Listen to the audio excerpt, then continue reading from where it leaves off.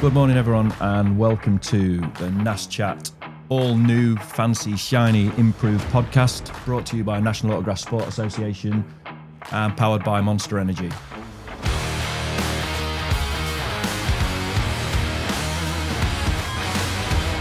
Today we have another guest for you. Somebody you'll have all have heard a lot. Certainly one of the voices of Autograss. He's got more woohoos than a Julian Clary video, and he is the Pocklington Cockney. That is Micky B. Welcome to the show, Micky. Yeah, thanks very much for inviting me down today. Looking forward to a chat. You know me, I do like a chat. You do like a chat, and I like to chat. I do. I'm also known for digressing slightly, and I hope you're going to keep us in check on that. I've wanted to talk to you for quite a while. If we go back to our Talking Dirty show all the way back in 2021-ish, whenever we started, it was always on our agenda for me and you to sit and have a chat. You know, the other things that I was filming and working on, I've always wanted you involved. We've never made the time. You've been pretty elusive. It's took me like 4 years to tie you down. Here you are now in the living room, relaxing. Your sort of introduction into Autograss, your background in Autograss, people probably won't know much about that. You've obviously become a prolific voice in National Autograss as one of the main commentators. But let's go back to the very beginning. What drew you in? Why are you even here? There's a story, Ant, as you'd imagine. Just a little correction for you, though. When you say talking dirty, you need to say talking dirty, right? Because I always think that comes across better. But the story then, where did this adventure, and it is an adventure, by the way, start? Probably 25 years ago now. I didn't know what Autograss was. Actually, probably some of the people that are viewing and listening into this are probably going to be in the same boat as well. And I married a Barnby Moor gal, hence why I'm in the north. Yeah, it kind of happens, doesn't it? You know, when you meet someone, you end up being where they live. They won't shift. I married a Wessie bird, but I managed to move her across. Did you? Yeah. All right. Yeah. Well, fair play. Maybe you could share your trick with me. But yeah, I was merrily living my life in Barnby Moor. I was doing my work. I used to travel up to Manchester most days. It was put some miles on the car. And then socially, you know, I'm quite a social person, you know, extrovert, not an introvert. Yep. And one weekend, my missus says to me, Joe and Slim, they're our neighbours across the way. Yeah. And I mean, Tony Appleton, or Slim, as people know, people who don't know, he's an old boy now, but he's raced a lot of his years, got a passion for it. Pretty prolific in the sport, well known for his endeavours with the minis particularly, and obviously got kids in the industry, you know, both great racers, you know, and been around the game forever. Slim's a name I've known, you know, my whole life pretty much. Yeah, and so the actual request or the invite was, guys, why don't you come and see us racing over in Lincoln? You didn't think that was code for like a swingers do or something? Well, you know, I did actually have to check up on it, right? Because, you know, I mean, you never know these days. Yeah, people have got some dark secrets. But no, they're all kosher. So we booked a B&B in Gainsborough, me and Gilly. I thought maybe I'd treat her. Yeah, 25 quid it was. It was nice. Oh, you owned it? No. The £25 for the night with curtains and a sink. So I was really pushing the boat out. But yeah, so we went to Gainsborough. I didn't understand where I was really going, but we ended up at the showground. Right. And unbeknown to me, the fastest man on grass weekend was a massive deal. Massive deal. Yeah.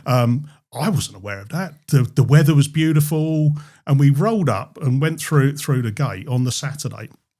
We met up with Joe and Slim and the kids. You know, you had City and of course, and Sam, who were there as well. The fastest man on grass being based around the August Bank Holiday weekend meant that Saturday's a free day. So obviously the racing would have only been Sunday and Monday. So we just rolled up. The weather was good, but the atmosphere, I'm telling you, I think that is part of the drug that I've kind of been hooked on for such a long time. racing's good, meeting new people's great, but when you're in an atmosphere that you can really relax and enjoy, that's what kind of struck with me. So that weekend progressed, the racing started. I remember sitting on the back of a made-up scaffolding tower that Shep from the village had made. And we watched this racing, and I loved it. And we had a cracking weekend. I came away, didn't think anything more of it, met up with Slim, and we just had a chat, and I said, really enjoyed it, Slim. It was, honest, I didn't know what autograss was, but boy, that was a great weekend. And he said those immortal words to me. Oh, no. You want to get yourself into it, Mickey. and I said, mistakenly, and I'll tell you why in a moment, I said, yeah, I might do that. Well, I don't think a couple of hours had passed before I'd had a phone call from him saying, Mickey, I found you a car. What? He said, Pete Bogg is selling his Class 2. A Class 2 is a micro kind of shell, for those that don't really know, with a roll cage in it. So it would have been a micro back in the day, a micro Nova was common in them days. Well, it was. Yeah. Novas and micros were the main gig in town for and those. Anybody out of this industry that's not sure about the Pete Bogg name, another well-renowned carburetor king. So that car was going to be tricky if it came from Pete Bogg.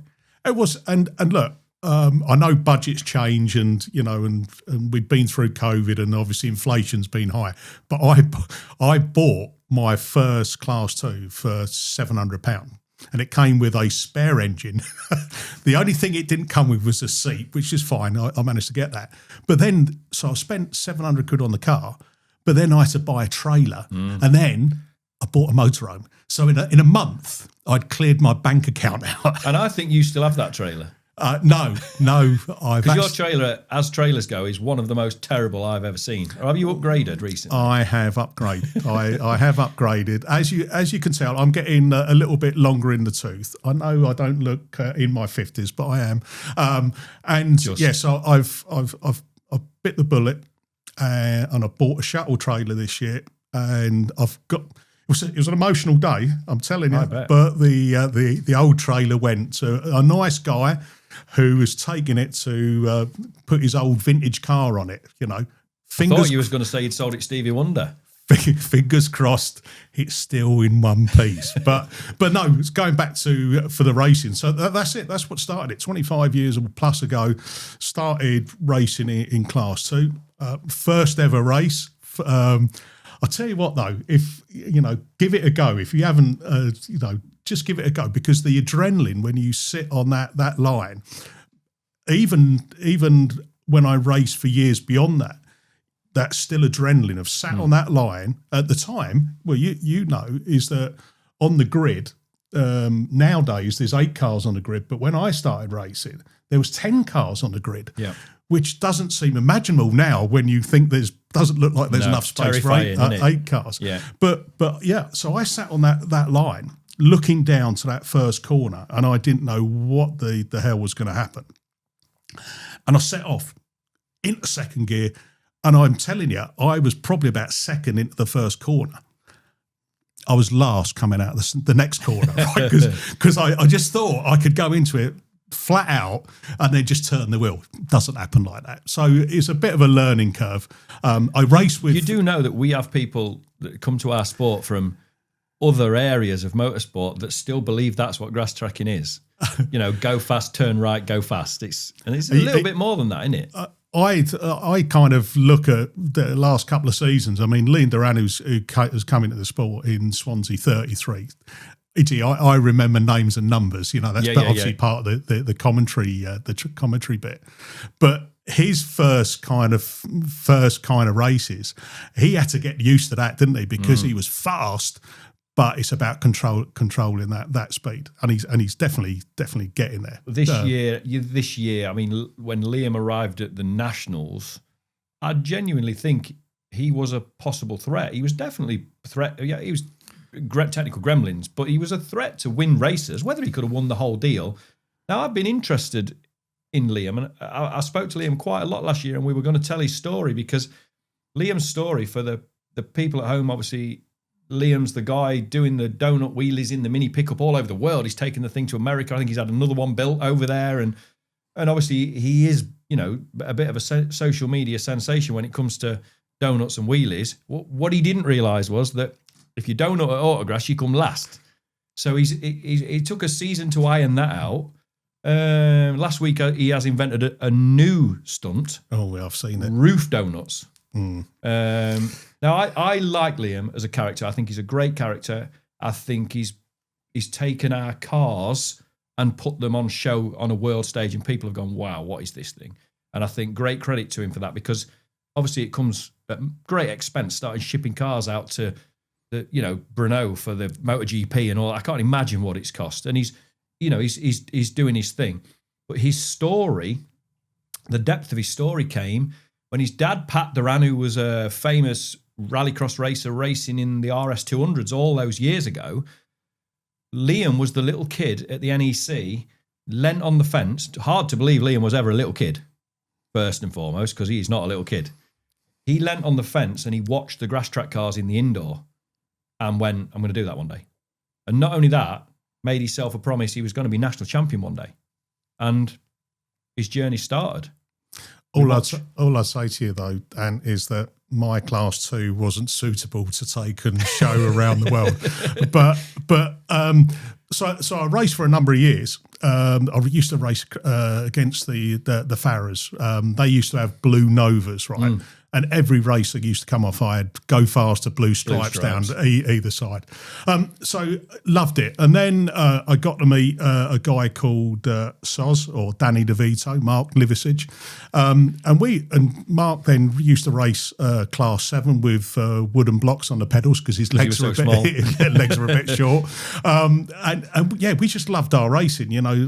Put the car on a trailer. Hummonby or Scarborough Autograss is my club. Didn't you and Sos used to share that little tiny bus, like the smallest bus in the world?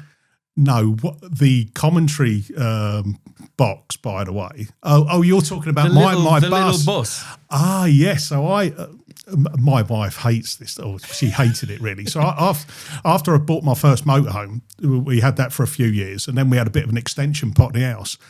Oh, this is a terrible story, but it's true. So I had this extension built on the side of my house.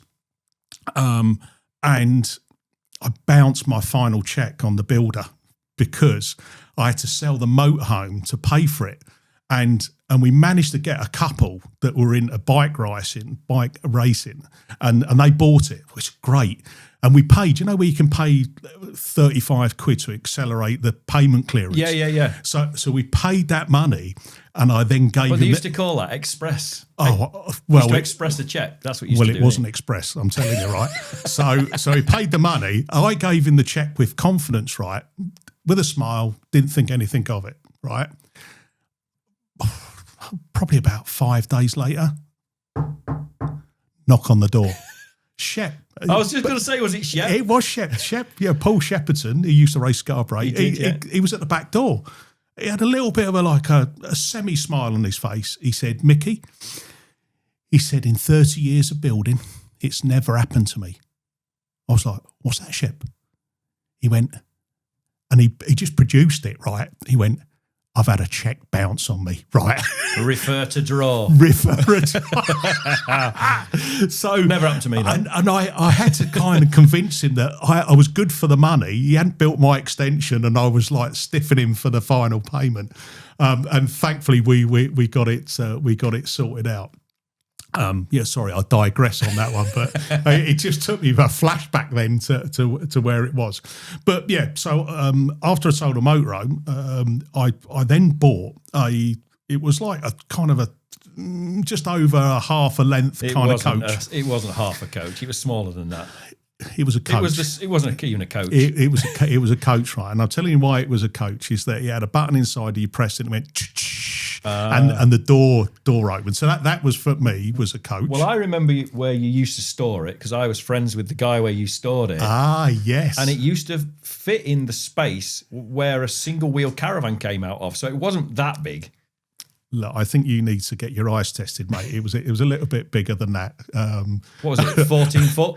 It was more than that, right? But the reason why it was a coach is that it still had, you'll laugh at this, it still had the microphone, where the driver would be. It was like to the passengers, and we're just going past Londudno now, so on to your right hand side. But no, it was great, and I loved it. I had it 6 years, and we pulled it up and down the country. At the time, diesel wasn't as expensive, and doing 11 miles to the gallon and it, wasn't too much of a concern. Mm-hmm. And then eventually that went out the window. But between all of this time, one Sunday afternoon, well, Sunday morning, it wasn't afternoon, it was Sunday morning, Scarborough had a young lad who'd been commentating, and him with his granddad used to go up there, but he kind of left. So they were without commentary. And this is where If I can just interrupt a second, this obviously does happen at smaller club meetings. Sometimes you turn up, and because everyone's a volunteer, you can sometimes turn up and the event's silent, and you just need somebody to come and basically do what you do. And, that it's quite a common thing at club events, isn't it, to not have a commentator? It is. And at the time, it wasn't even on my radar to even think about putting a mic in my hand. And it was Danny DeVito, Soz, who came to me and he said, Mickey, I've seen Gorgeous George. He wasn't called Gorgeous George at the time when, we used to nickname a lot of people. I still do that in racing. But George Capper, legend, and I think you might have spoke about him a bit before as well. For me, became my mentor, someone who I got really close to. And he convinced me and Soz to give it a go. And like most things, right, when you start something, you've got to practice. You've got to get yourself into it. And once you get yourself into it and you start enjoying it, then it starts to become a little bit effortless, really. Yeah. And under George's kind of guidance, we started to do the local Scarborough meetings. And from the Scarborough meetings, it was George who started to unlock some doors for us. We got an invite down to do North of England. For us then, North of England was a big deal. Yeah. It was a big deal. And so North of England, hosted by the York Autograss Club out near Harrogate, was essentially it was the opener of the season. It was the first big dirt race event of the year, wasn't it, on the annual calendar? Well, I remember racing in my first time, and there was 125 Class 2s, right, which is massive. And I came 33rd. It always sticks in my mind, right, because I am a quality driver. Just remember that. And, just not that day. and I kind of like, that was our kind of tick in the box. We've done a North of England. It took a little bit longer, but then we got an invite to go down to the British Autograss Series, the Bass. And that was even a bigger gig for us as well. Yeah. So we managed to start to get ourselves out and about a little bit more. We had an invite up to Scotland, and me and Soz went and commentated in Scotland. Lovely people up there. One day we need to get ourselves up there and support those boys up there, because the hospitality and how they looked after was brilliant. Plus they raced. There was a Capri up there racing, it just made me laugh. We nicknamed the driver. Who was the guy out of Minder? Terry McCann. That's it. That's who we named him on the day. I'm not sure if he was overly happy. I always remember one of George's, and as you say, George, we have actually had Josie in, so George has already come up in our podcast previously. George being mentor for many people, but there's only one word for a guy like George, and he's a legend, an autograss legend. And we was discussing the fact I'd been watching some old videos, and of course George is on the commentary. So, but I always remember an Irish driver, and he's one of the first Irish drivers who came across. And this was North of England, but I believe it was a Bass round that year. And he ran into that many things. George renamed him Ricochet. But he also brought all the little taglines like it's the juniors. So, and he was like with his air of Yorkshire sarcasm. So here's Mummy's little darlings. I'll hand over to, because the kids was always a bit of drama at that time, weren't they? And I always remember this class 6 driver, Ricochet. Do you know what though? He had such a warmth about him, and you just you took to him so easily. And look, our friendship from that first afternoon in Scarborough all the way through up until his sad passing, we just had something kind of special. His missus, as Queen Liz, as we used to call her, hopefully Liz, you may listen in. He was just a great guy, and do you know what? I kind of like understand why people loved him really in what he did. He was legendary for being sat in his caravan at the big meetings, right, with having a bit of a tipple. Sometimes a little bit too much, not too often.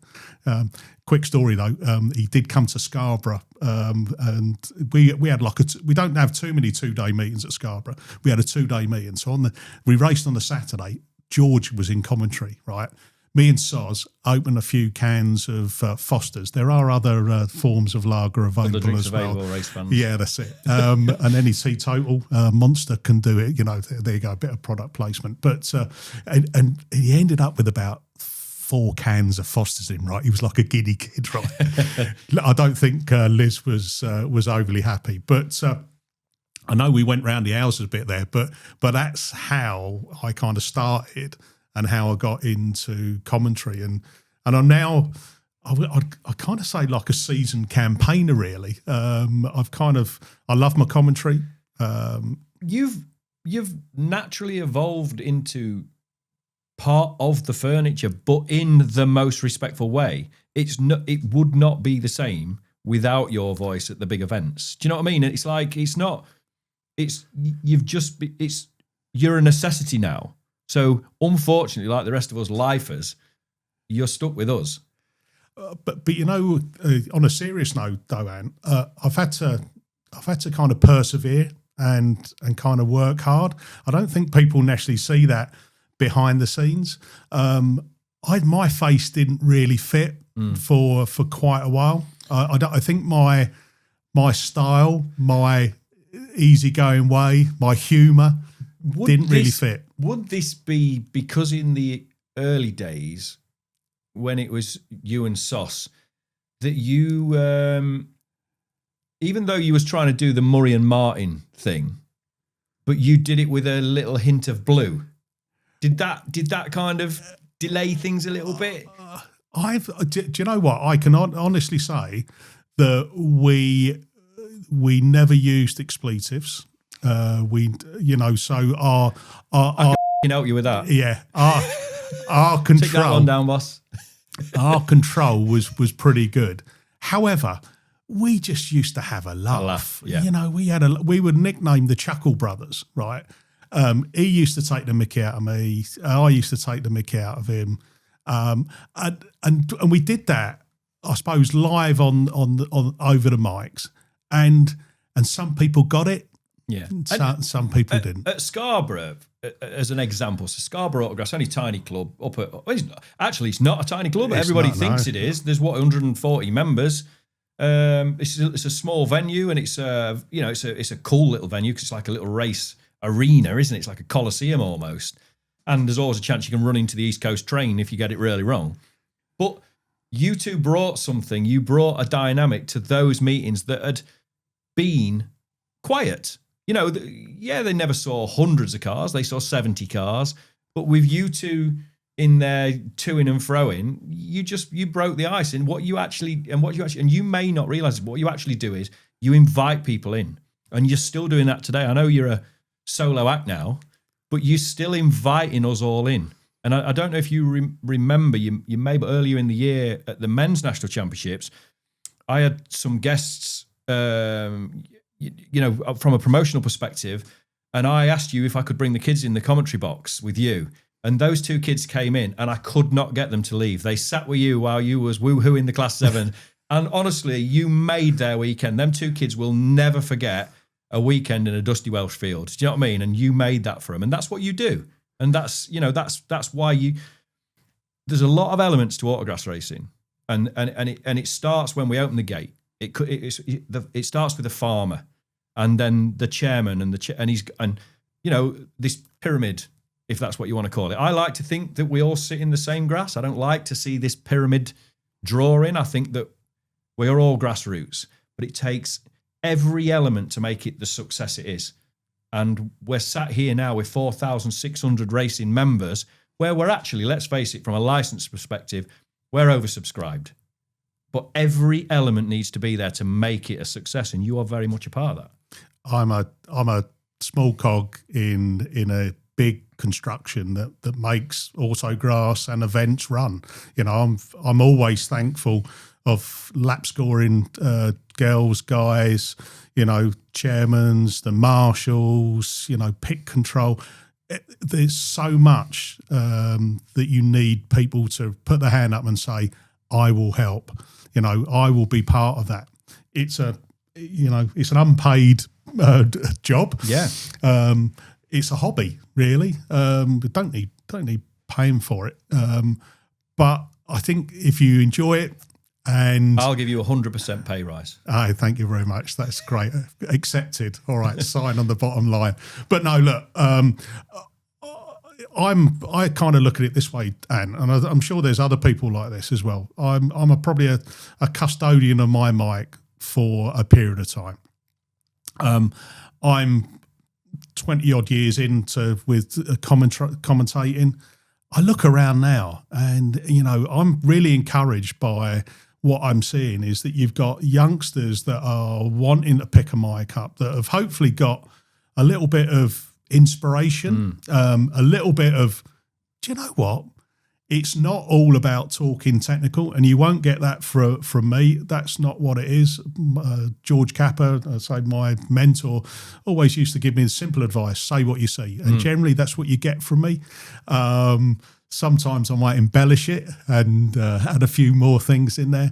But, even if you look at the British series at the moment, where you've got Finn the Shark Shepherd, who's now into his second year on the bass, and his voice is broke. Yes, it has. He's only 14 years of age. Yeah. So what people need to realise is that, for him to pick a mic up and come into that box in sometimes can be quite an imposing environment with some oldies like with me about. I'm pretty easy to work with, but hats off to him. He's still learning his trade. He listens as well. The difficulty with live is it's easy to get live wrong. There is no delete on a live, and that's that could be it's so daunting. I've spoke to you about this myself. I'll talk shit till the cows come home, but really? you put me in the commentary box. I was actually asked, Martin Tinker from York Autograss. Obviously, Martin's been around the game forever, hasn't he? Martin says to me one day, we're struggling for a commentator, and Alfie was racing, I wasn't. And I was like, mate, you can't put me in there. I says, first of all, I don't know anyone. Like, I know everyone, but I don't know their names. And I says, and then on lap 2, I'll start swearing, and I'll be like, oh, that one up, didn't he? Do you know what I mean? And I said, you can't put me in there. Anyway, luckily, they found there was a fella there who'd got his daughter who wanted a go at commentating, so we ushered her in and got me out of the picture. I couldn't do it, and I take my hats off to you guys. Russ has done it for a long time, very passionate about it. Russ can dictate, not dictate. Russ can commentate a race. Graham, the new boy, he's doing all right, isn't he? He is, yeah. And he's just got that kind of voice and his style. He brings a bit of his knowledge into it as well, but he's got that bit of passion. And one thing for me as well, and look, there's, we've got a great mix of commentators. I love travelling around the country, shout out, by the way, to Tim Jones, who Tim, health took a little bit of a turn and couldn't make that final bass. So Tim, if you're listening, mate, then my thoughts are with you. We'll have you back in there without a shadow of a doubt. But absolutely, all the best, Tim. As fellow commentators, it's great to get a mix in there, and sometimes I'll go down to a bass round, and you got your normal, your Steve Langleys and your Micky B and stuff like that, and obviously Finn the Shark Shepherd, who's now, there every meeting because his dad and his mum race. But then every now and again, I'll get the voice of an angel, Gareth Jones, who comes in. You can see Pop a quick hymn in for us halfway through a race. You can see that they all get their nicknames, don't you? And then the most, and he hates telling me that he was half Italian in the York Autograss at the Nationals a few years back. But the Italian stallion, Lewis Richards, I love listening to him commentate. Yeah. And off mic, when we're in there and doing our paperwork and doing a little bit of prep, the vibe in there is brilliant. Well, I was lucky enough to spend a bit of time with you guys through the Nationals this year, so I've popped in and popped out, and it's for me, and that's why I've come in there and started filming you guys and stuff, because the dynamic is fantastic. Do you know what I mean? It's great. And as you say, with Lewis, like sometimes, I'm multilingual. I speak English in Welsh and Irish. So I'm multilingual. Yeah, I am as well, multilingual, and a cunnilinguist, and Lewis. As soon as he gets commentating, he just rolls, and he's really smooth. He ought to be in like a crocodile suit, or skin suit, or something like that when he does it. Have you listened to when it was that bass round, the Welsh TV guys, whatever Gallio or whatever whatever they're called, right? But if you watch the program that they actually made and edited, he has done the commentary voiceover in Welsh. If you haven't had a listen, right, just search it, right? I've searched the program. It's brilliant. So it's Rallyo on S4C, isn't it? That's the program. And if you want to listen to pure Welsh commentary on Lyson, it's all this and all this kind of stuff, which is funny because when we go travelling and you then go down to travelling to race in Wales, you're there, don't you? Because you cannot understand a road sign. Yeah, Araf and Gwasanathau. Oh, the biggest town in the world, Gwasanathau. I know two bits of Welsh. I know Shavadafuf. Anybody from Wales, you'll know what that means. Sorry, kids. And poppety ping. Now, I can explain poppety ping. You know what that is? It's a kitchen utensil. Oh. A microwave. Poppety ping. That's straight up. Yeah, but my Welsh, vocabulary is quite limited, but I do know tidy, which is definitely one. But no, the dynamics. If you get a group of people together that you can get on with, you can have a bit of banter off mic as well as on mic, because you know yourself, don't you? Commentating's not always about what you're seeing on the track and the racing that's going on. We do get downtime. We've had some moments where we've had 10, 15 minute slots. Particularly that last bash, you had a proper break. Yeah, we had a proper break on that. And again, we always kind of treat it carefully by the fact that you need to make sure that if someone's involved in an incident, that they're okay. And once you know they're okay, then you can then start to have your waffle. And I find it really difficult, and I appreciate how difficult you guys must find it, that when that nod comes back from the ambulance and it's okay, they're in the ambulance, but they're okay. It happens, doesn't it? It does. But you have to take real baby steps then of how you go back to, and for me, I almost go, it'd be a lot easier if they just set a race off. Because if they set a race off, you can go bang and you're straight back into it. But that 3-5 minutes when the fence is, fixed or the equipment's removed, it's so difficult for you. And I struggle to understand how you manage to put that together. Do you know what I mean? Because you've gone from the unknown to he's hurt, but he's okay. She's hurt, but she's okay, and then we've got to build the momentum up because guess what? There's another final coming. And it's really difficult to get that balance right to make sure you don't offend the injured party or their family, because all their family will be there in our game because it's a family sport. But you've got to put it back together for the guys out on the live stream or what we're having now. I mean, the Nationals this year, 70,000 views that got in 10 days, the Nationals live stream. That is ridiculous. And people at home they're sat listening. And they're waiting for you because there's nothing else to see. I think, and again, all technology and improvements. You know, we were saying before we came on live that, you know, we started where we just had commentary round on, you had to go to the venue to, you know, to listen to commentary or to see the racing.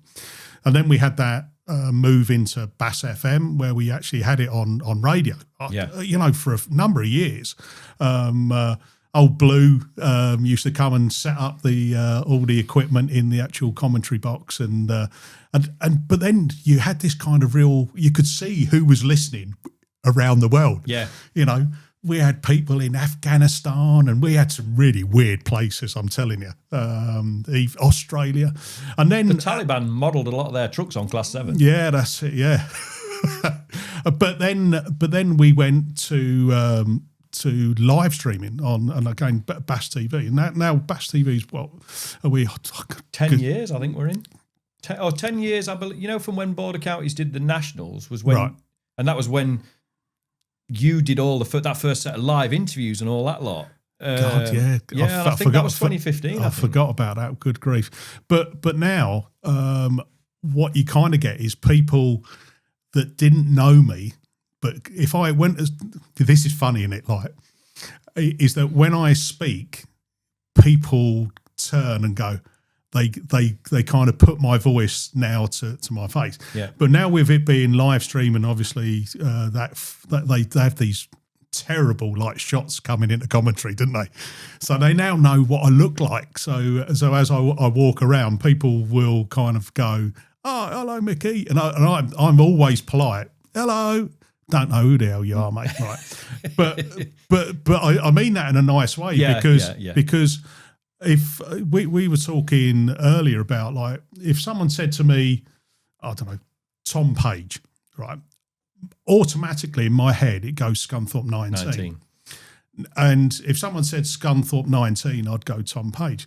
If he come and stood in front of me, I wouldn't know who he was. Really? Because if you think about it, they're in their cars, they've got a helmet on. And you're locked in all day. They're driving flat knacker, right? Yeah. And I'm getting excited about commentating over them and what's happening out on the track.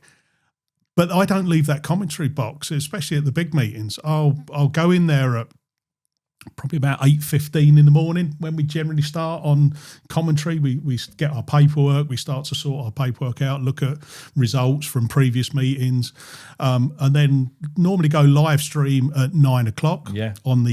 Definitely on the Saturday. And then sometimes I won't come out of that commentary box until 7 in the evening. Yeah.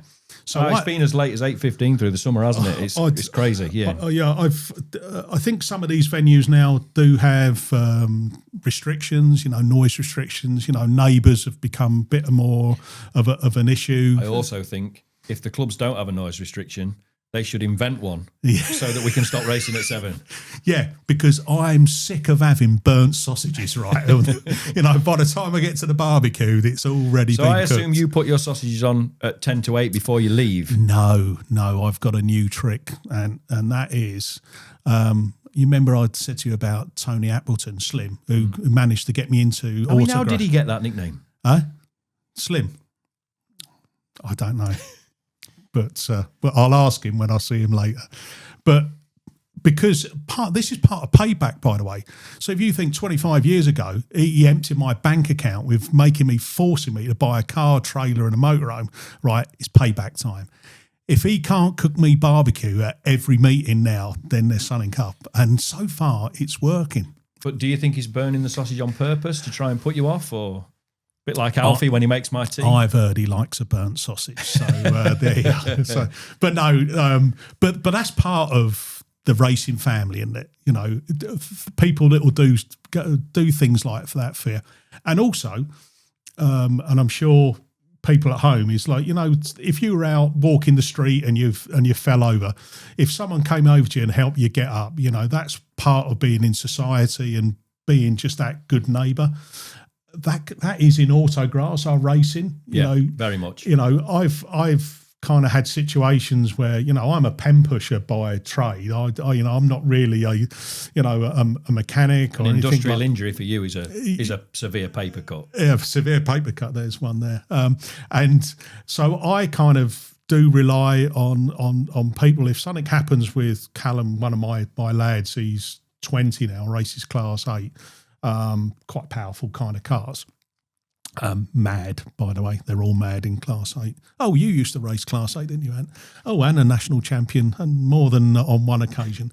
Just like adding some context into that. But if there's a little bit of contact out on the track, and maybe, it's come in with a bent arm or, steering arm or stuff like that, people will rally round. They'll come over and they'll say, do you want a hand, to do it? And that, to me, is part of the ingredients of what our sport is. And sometimes you say it and you tell that story and people go, yeah, well, they're just saying that.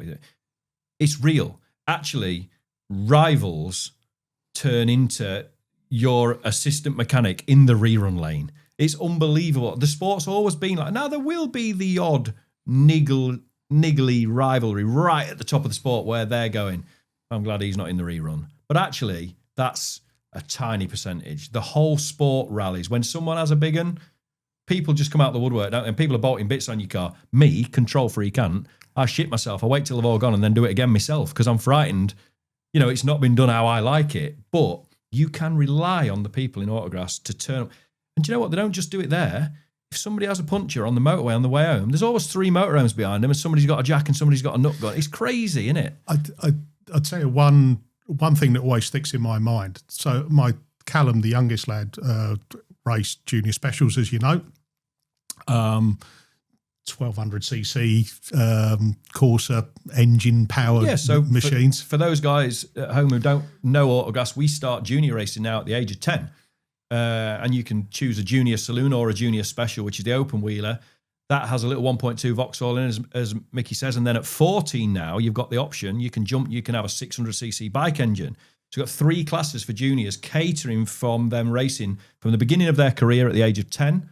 And they can race till the 16, then they go on an adult license. And Callum started his junior career in the open wheels, didn't he? And Callum's always raced the BAS, the British Autograss series from then it was 12 when Callum started, so the 10-year kind of start hadn't kicked in then. But he was in his, I think it was 15, so he'd been racing in the Jake Specs a few years. Good group of mates in that sport as well. But I think we were down at Border Counties, I think it was. First race out, gets knocked in the rear wheel, gets towed off. The race was red flagged, and it was all back in 15-minute repair time. And it had bent a rear upright. And I had a spare for the other side, but not for the side that was damaged.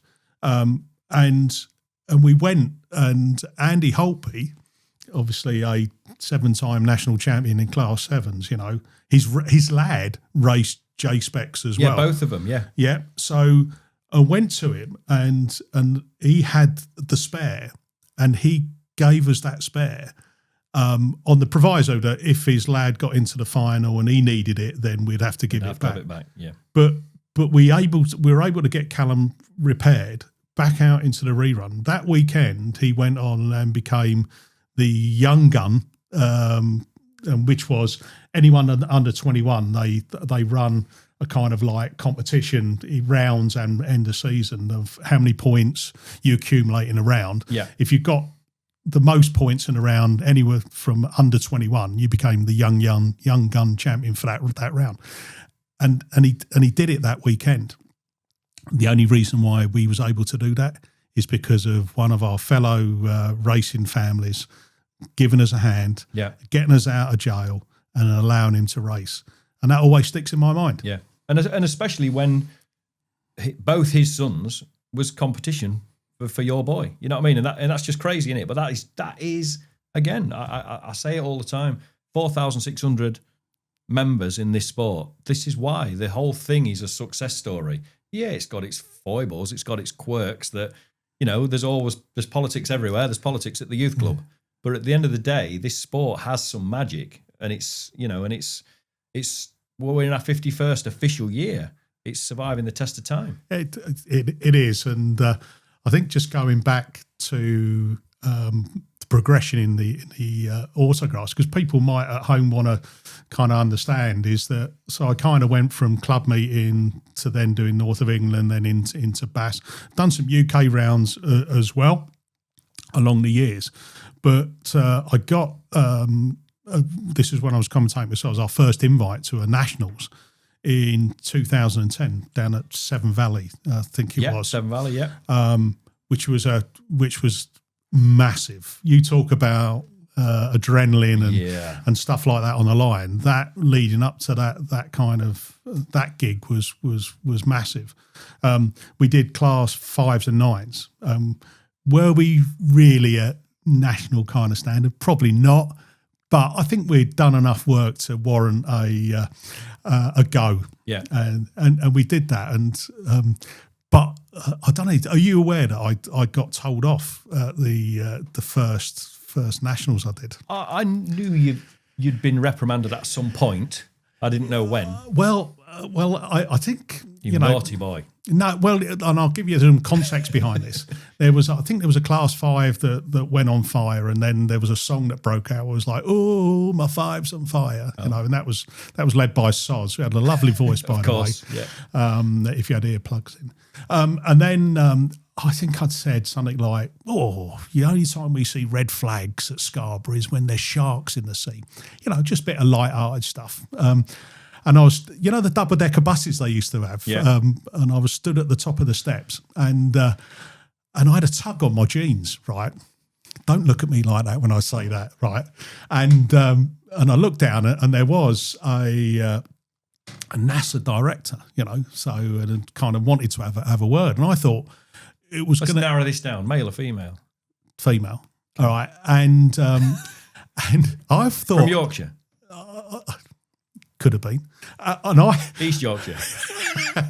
Getting warm. But it was, I was expecting to kind of go, "Oh, well done, you're doing a really good job for your first nationals, and, keep enjoying it." And it wasn't. I kind of got, cut all this nonsense out. This is a serious meeting. All you need to do is mention the sponsors' names, and if you carry on like this, you won't get invited back.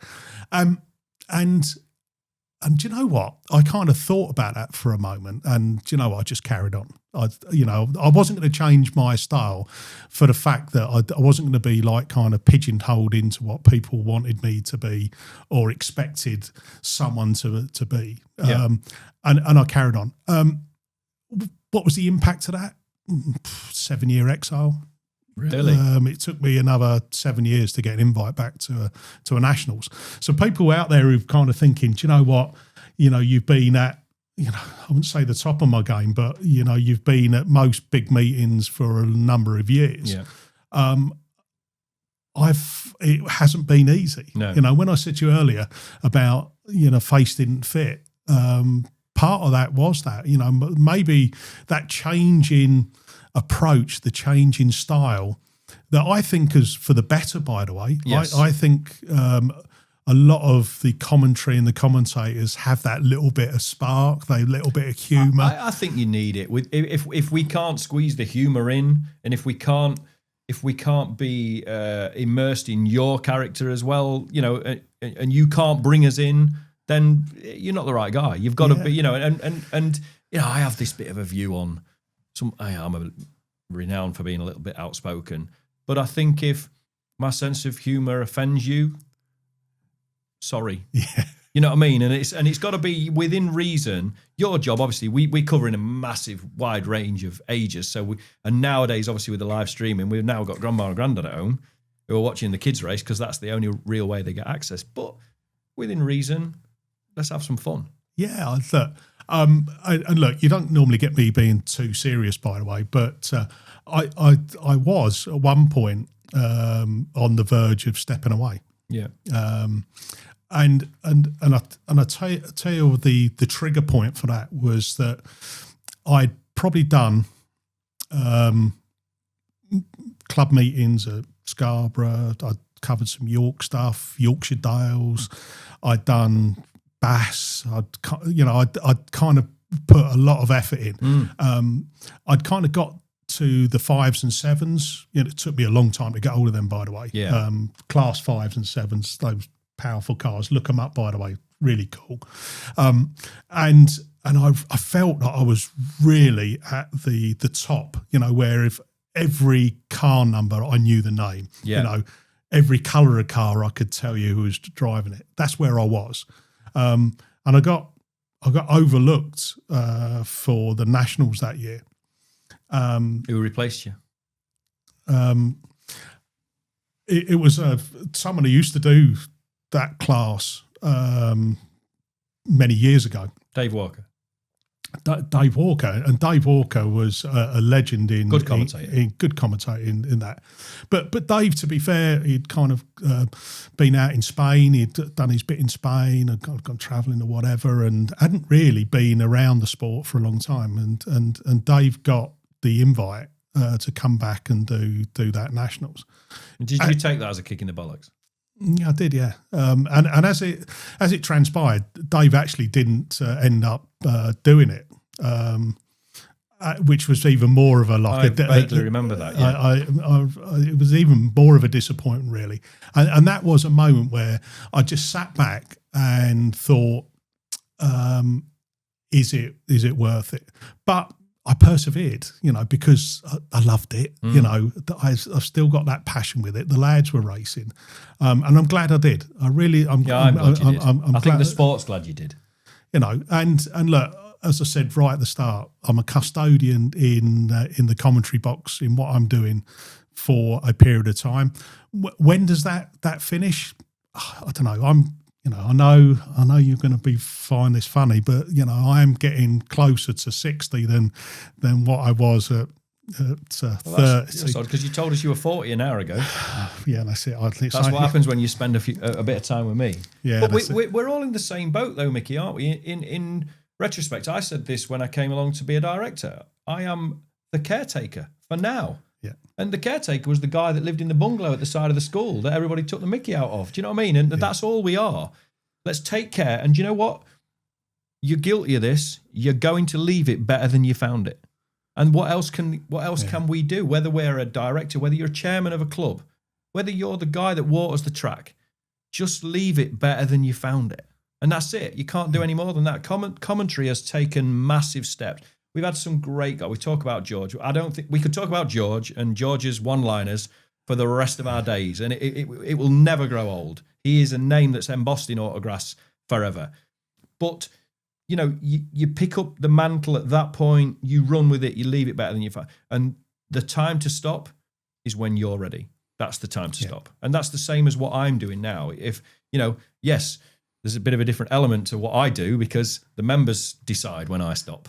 They put their hands in the air and say yes, or they put their hands in the air and say no, and that's their choice. With you keep going till you're ready. Yeah, and look, this year I've kind of had a little bit of a kick up the arse, really, on the couple of kind of, I suppose you kind of health scares. I did say you mentioned some of this towards the back end of the season, just really as like that message out to all you guys. Just get yourself checked out. It don't cost anything. But if you think like there's nothing wrong with you, because sometimes some symptoms don't actually, present themselves, you've just got to go and get yourself. And I went and get checked out. A couple of things need to get sorted, and I'm okay. But it has given me a different perspective in what the next few years are going to be like for Micky B. Yeah. I'm still going to commentate. I've still got that passion for it, but there is something else that I'm going to do. I was coming to this. So I'm in the rumour mill, right? I hear this stuff. I heard there's been a new acquisition in the Barker household, and it's got your name on. Is this my new tea mug or something else? Something in the extension on the side of the house. Might be. You want to fill us in? Yeah, so for you especially you youngsters who probably wouldn't have seen me behind the wheel of a car. Perform, we like to call it. Perform. That's a word, isn't it? There's a difference between perform and performance, just so we can and differentiate. Performing. Yeah. So I haven't been racing for, good grief, I must be coming up to 20 years, right? So 5 years behind the wheel, started commentating, took commentary, got in pleasure watching my boys race. So Chris, Curtis and Callum still racing now. So all three boys have enjoyed it. And at the time, commentate, watch them race, best seat in the house, great. But I'm going to go back out there. So this health thing was an itch that just needed a scratch. Yeah, that's it. So I thought, let's give it a go. So we've I was going to take Callum's old 8 and kind of, by the way, for all you Class 8 boys out there, I am not racing 8s. You are nutters. I'm not doing that. But I was going to go and convert that into an F600. And then in the end, I've bought an F600. Welcome. Well, when you say welcome, you've hung your boots up. Yeah, I retired. But I was extending that from the rest of the class. But there again, maybe it might be an encouragement for you to come and race against, a pretty much a former strongest Class 2 racer in the country. Absolute legend. I know. Holding the rest up. That's it. But no, that's it. It's in the garage. I've got a few bits and pieces to do over the winter, but I'm so looking forward to it. Yeah, I'm probably going to be, people are going to probably think that they smile when I commentate. They're probably going to smile when I race. F600. So again, for the guys at home, F600. The class was born 22, 23 years ago. Predominantly the guys up at Leewood, formerly known as the Travelling Turkeys. They started to sort of look for a way around. Class 9 was ridiculous. It was Millingtons and Vauxhalls, these 20 grand engines, and then obviously the billet 2-speed gearbox on the side, or the cast one turned into a billet one. And these guys, Class 8 was getting out of reach. Not as much as it is now, but it was getting out of reach. And these guys said, right, why don't we take that old Class 8 chassis, let's go old-fashioned, put a 600cc bike engine on the back that no one's using, the breakers yards are full of them, and then what we'll do is we'll put a chain drive on the back, old school, Class 8, 1997, apart from Richard Cottrell, who decided to put his engine out the back and change the game, so 1996, and they started this, and they've campaigned it, this small band of guys campaigned this class, literally, I'm not going to say unnoticed, because they were so loud that you couldn't not notice them. But these little buzzy bees that were flying around, and they've campaigned them for 20 years, and eventually NASA said, come on in. And in the last 2 years, F600 is fabulous. And the preparation is fabulous. I was lucky to do a season. I didn't do a full season. I did a partial season because I felt a little bit selfish kicking 10 bells out of Alfie's car when he was trying to compete for a championship.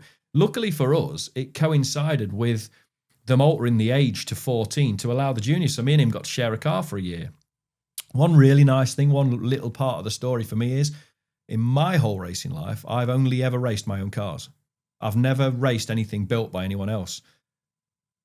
For my friend Jeff to have built the car that I won the Nationals in, with him present before we sadly lost him, is something that's going to stay with me for the rest of my life. You know what I mean? And that's so I've only ever raced one car not built by me, and it was built by Jeff, and it took me to a national title, and it took Alfie to a British and national title. It's his first of what I hope to be many. And I'll tell you what, Bill Bradford, if you're listening out there, obviously stand up, Bill. Stand up. Yeah, that's it.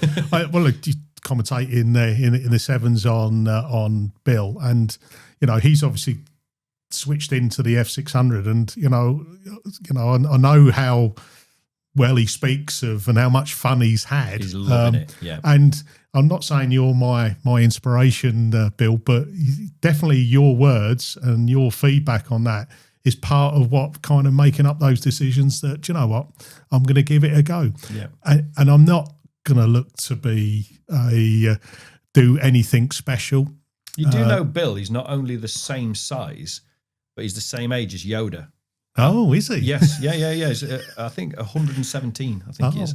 Well, but you can see he's no slouch, is he? No, you know, Bill's a biker, and I got to know Bill prior to him coming grass track racing through my friend, my shot guy Paul, lives just down the road. So I used to go down, meet them, go dirt biking with Bill and his boys. So not the grandsons, Bill's boys. Go dirt riding in the woods, and I got to know, and I remember, and we joked about it, and I used to say it was like going enduroing with Yoda, this little 5'2", 60-year-old rocket, you know what I mean? And I'm going down there thinking I'm the bee's knees, and he just rides ring. And Bill's got, I mean, I think this is why the 600 suits him. The Class 7, maybe the Chevy thing wasn't the move for him. It's a beast. It takes some understanding. Bill rides motorbikes. Now he's got something sat behind him doing 16,000 RPM. It's nimble. And look at him. Do you know what I mean? He's like thriving. I mean, obviously he's sharing this one with Owen. I know there's another one in build. Yeah. But he's been sharing with Owen. And like you say, if that inspires, John Whitehouse, John jumps in this year in Denver's car. All right, I'm going to say this out loud. He right royally cocked it up. So what John did, because John's one of those racers, so John's been a national champion in Class 9 over the years. He's been a very, very prolific autograss racer, raced in multiple classes. John saw his granddaughter's 600 not going to be used at the men's nationals. Oh, I'm going to have a go in that. Didn't think about reading the rules or anything like that because this is John. So what John did, he got there and thought, I don't like them front wheels. I'm going to put the billet ones on, the ones we talked about earlier. Well, they're banned in F600. Drove to the start line and got himself a ban before he'd even raced. And John, to be fair, I think, don't get me wrong, the F600 final, albeit the 5 F600 finals that we witnessed this year, they got to go down as one of the, if not the best final of the weekend. I mean, they were all good finals. Yeah, they got strung out because we had incidents, but them boys they're playing for keeps. And when you go in there, and I know, like myself going in there last year in 2024, the guy, I think they all thought I'd come, almost to take the mickey. My history in Class 8 meant that, well, he's Class 6, he's SF600. I didn't take it as a joke. And I said to them guys after at the rostrum, James Brown, I didn't really know James, what a lovely kid. James Brown. Right, what a lovely kid. And there was an element of me that felt, did I steal it from him? Should I really have gone from a prolific Class 8 racer to jump in there? But I'll tell you what, I didn't take them lightly. Not one of them. I didn't take them lightly. I went there with the same intent in F600 as I did in Class 8. And the car had tyres when it needed it. It had setup when it needed it. I went there to win it. And the nice thing, to win it in the Beresford chassis, that is gonna stay with me. But somebody has to win it first. And there's one name at the top of all of those national sheets. And for me, I got to put my name at the top of the list. And so your 2024, obviously Wes Green, Scarborough number, has taken it in 2025. And the Champ of Champs. And the Champ of Champs. Now, all I'm going to say to you, 2026, could Scarborough have a third F600 national champion? That would be special. Come on, let's get a petition up. You saw it here first, race fans. But I'm going to go out. I'm going to enjoy it, have some fun. Callum's going to still race the 8. I think he'll probably jump in the F600. He's already had a sit in it, and this is all right, isn't it? A ringer for qualifying. Well, I think I'm going to give it a go. Absolutely, give it a go. And do you know what I'm going to do? I'm I'm going to try and get as much seat time as I can. Yeah. I'm going to go and do Scarborough. I'll go and do some York. I'll do some Yorkshire Dales.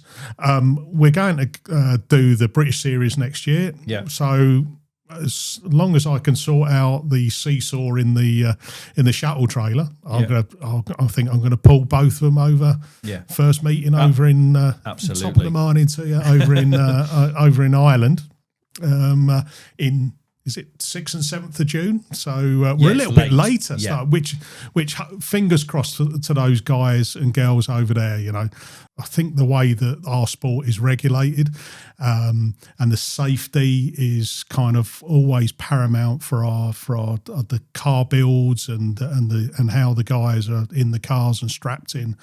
Look, Callum goes out in the 8. I'm telling you, I still have butterflies in my stomach every race. Me too. I suffer it more with the kids than I've ever done as a racer.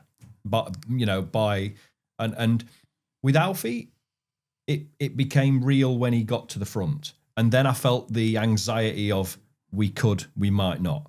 I didn't worry about him. The other menace, Evie Ross. Wow. She frightens me loading up, mate. I am telling you now, this is a different gravy. Now, you've been blessed with 3 boys, right? I am telling you, this is a different gravy. I mean, we've had on this podcast, we've already spoke to Josie Tonk. Oh, right. And we talked to Josie about her junior career, which she actually didn't want one. She was kind of almost forced into it. And she's like, well, I pretty much hated it and I was shit, basically. But with Evie, honestly, I am close to being sick, and it doesn't even. It starts when she leaves for the start line, and she poodles around on tick over, and she's super safe, and she pops down, and the nerves don't lift, and then she started making these lightning starts, so she's under the tapes and she's off, and then the race finishes, and then the anxiety grows. Can she make it back without disaster? Do you know what I mean? Honestly, it's a different gravy. There is a drama. There is a drama in putting the race suit on. It is unbelievable. Now, what we have got planned for you guys, and we've got a few more shows planned. Go back to the Talking Dirty days, and we did a junior show 5 years ago, Mickey. Wow! And then we followed that up with another one at Radford Nationals. We did a live show on the Thursday or Friday night. And we've got a lot of those junior drivers now who are going into their adult careers. One namely being Max Holtby, who's already made the step. These guys, they're all going to come back, but we're doing a new junior show 5 years later, the originals and a new set. And I'm really keen to see what these youngsters have got to say. They've all now watched their brothers and sisters evolve into adult racing. I can tell you now, Evie Ross has got a lot to say.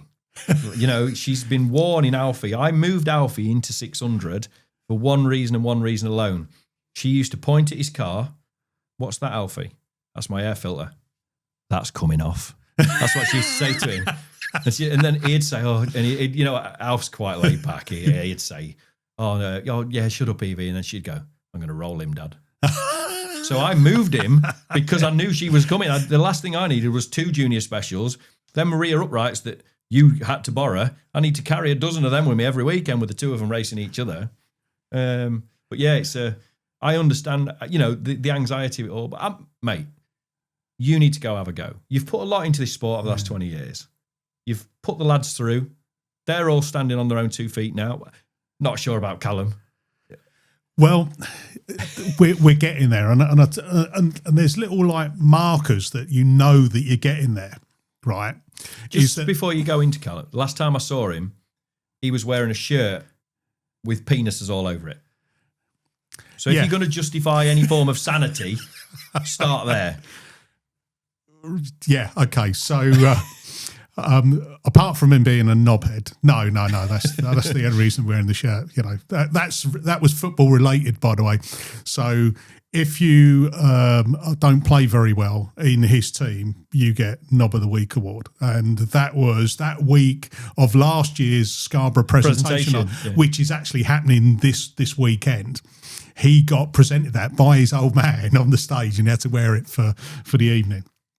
But going back to where I think we've got progression with Callum is that we bought some of those fancy wheels, to go on there, losing a little bit of weight out of the car, that kind of old chestnut. Yeah. It's a chunk. It's a chunk of weight. It's a chunk of money as well. But we did a deal. I said, I'm not financing all of that. And he's paid half and I've paid half. Apparently, I own one half of the car on the wheels and he owns the other.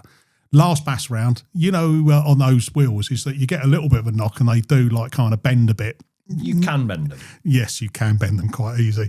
And apparently, that's my side. So I've you should have gone front or rear. You should have. It's hit me. You should have. If you'd have owned the rears, that would have been a better investment. I'm not. Leave it there. We'll leave it there. Yeah, no. But no, he's he loves it. He's done it since 12. He's going to be 21 at the start of the new. He's a very, very talented young man. Do you know how many years he's raced in eights? 4. 4 years. Yeah. I look back and go, where's that gone? Yeah, where has it gone? And I remember his first meeting because he started out. Obviously, I'd been helping him a little bit on the technical, on the wiring and stuff, and then my mate Lee Talbot, I'd been helping Lee build a car, and they started together and then ran into each other at the first meeting, didn't they? Well, if you've been leave it at that, Lee. All I'd say, mate, Callum now knows where the brake pedal is. Yeah. And Lee, update, it's got pipes on now as well, so it does stop. But it'll be a different car for next year. Right. Is he having a new car? It's a different type of car. It's an 8, but we're moving away from what we've raced for 4 years. Yeah. And that's done brilliantly. Honest. It's she's been a little war horse, yeah. Yeah, and on the handling of it. I think you're quite right. People have said that there's something about him. He's got he's a yeah. I mean, we saw it in junior specials, Mickey, didn't we? And I think he, like a lot of the lads, he lost a year of racing when COVID hit. Yeah. Unfortunately, his birthday just meant that he got one more year out of the juniors. I think he could have probably been up there. I know that he looks back to his last ever junior nationals, where he won his 3 heats. Yes. But that doesn't account for anything. He got through the quarterfinal, and then he got black flagged in the semi-final, where in the first, he'll tell you this himself, he was like in the first lap, he got tagged on the back, sent him a little bit wibbly wobbly, as they do, and he dropped a few places. So he fought his way back, and he went for a move up the inside. It was under the young lad Lewis Middleton, by the way. Yeah. And Lewis didn't do anything wrong, right? Callum was just tried for the move up the inside, which he's done many times before, expecting maybe the car that was going to just like move out of the way, and it didn't. And they got tangled up, and he ended up with a black flag. But he looks back, he enjoyed his junior career. He picked up a trophy in the Bass at the end of the year kind of presentation, albeit the only year they didn't have a Bass dinner dance. Oh, really? Do you remember when they all got presented in the beer tent at the year after? In the first round. I think it was the first round of the British Series. They all got kind of dished out. That's a shame. Yes, it's still got pride of place with dust on it. At the very same nationals was Alfie and Max Holtby's first nationals. Obviously, they've all raced together, haven't they, from day dot? So we're in heat 3, and they're right on the fringe of the 32. And the 32s, you've got them at the 32. Yep. After that, it's 4th places. You can just take luck will carry you through. So I've got young Max and Alf, and I've got them together. Of course, me and Andy have been mates for a long time. And I said to the pair of them, listen, guys, you're on the edge of the quarterfinal. So again, for you guys at home, at the Junior National Championships, they go down from over 100 cars and they filter down to 32. Then they go into quarterfinals and it's just 8 car finals, first 4 through, till the final 8, then we get the finalists. I've worked the points out. All you need is a 4th. Don't take each other out. If you're in a position, don't take each other out for a 4th. For anything more than a 4th. So anyway, off they go. Me and Andy stood together as we normally are, watching the two kids. They come over the brow of the hill, just slightly down the hill. Oh, young Derek, we call him Alfie. He comes in absolutely full chat sideways and took the pair of them out. Anyway, we had a bit of a moment back at the truck. We had a few tears. Of course, there was only kids then, weren't they? 10, 11 years old. And I says to him, now you've got the hardest bit. What's that? You need to go and say sorry to your mate. Yeah. Anyway, as it transpired, we got the black flag.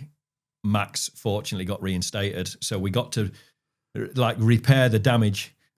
Alfie and Max have had a really funny relationship. They hug it out. They've been doing it since they're like 10. If they run into each other, little man hug, right? Luckily we got to go around. The car was in bits. Me and Alfie got stuck in with Andy and the spanners and Mike, of course, Grandad Mike. That job doesn't work without Mike. And we got him in the rerun. Anyway, none of them made it.